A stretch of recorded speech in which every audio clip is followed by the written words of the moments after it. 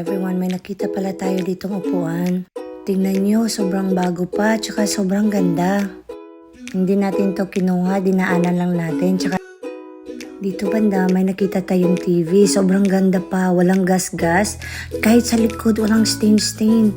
So makikita mo talaga na maganda yung pagkaalaga nila nung pagkamit sa may-ari. Sabi pala ng may-ari, hindi daw yan sira. Bumili sila ng mas malaki na TV na Samsung. Kaya pwede ko daw dalhin. Ang problema nga lang, paano ko masasakay sa bike? Napaisip ko, sayang talaga. Tsaka magagamit pa. Tsaka pwede pa siya malagay sa kwarto or pwede pa mabenta talaga kasi hindi siya sira. Sayang, tinatapon lang. Pwede naman nila ito ibenta kahit $100 or pinakamura siguro $50, $100 or $150. Sayang talaga. Yung kondisyon ng TV is like new pa talaga. Parang bago talaga.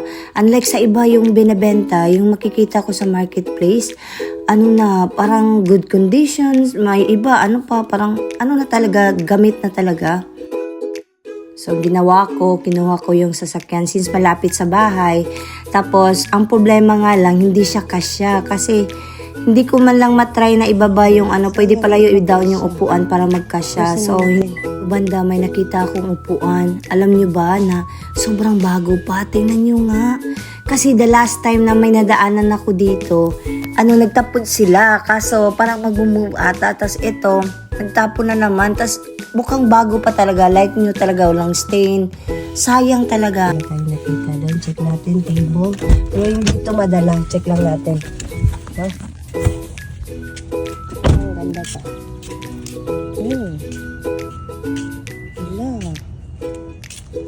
Basa-basa pa sa ulan. Gwapo pa. Alam nyo ba na nilapitan ako ng may-ari nito kung gusto ko ba daw. Tsaka may bolt pa yan dyan sa gilid. So kunin ko na daw kasi sayang. Bumili sila ng bago kaya tinapon nila.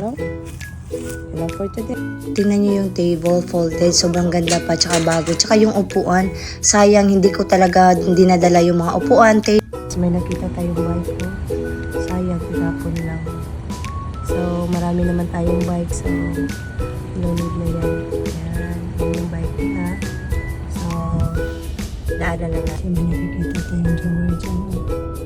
Puan at drawer. Hindi siya drawer, speaker pala.